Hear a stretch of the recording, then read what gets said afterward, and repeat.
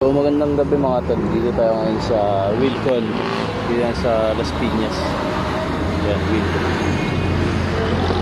Las Piñas sa Potter Road. Waiting tayo kay sir, bali yan. Ganyan po yung packaging ng item natin. Pwede nyo pong buksan bago nyo po bayaran para makasiguro kayo na original yung matatanggap ng item. Gamit natin ito. Waiting tayo kay sir. So yun na nga.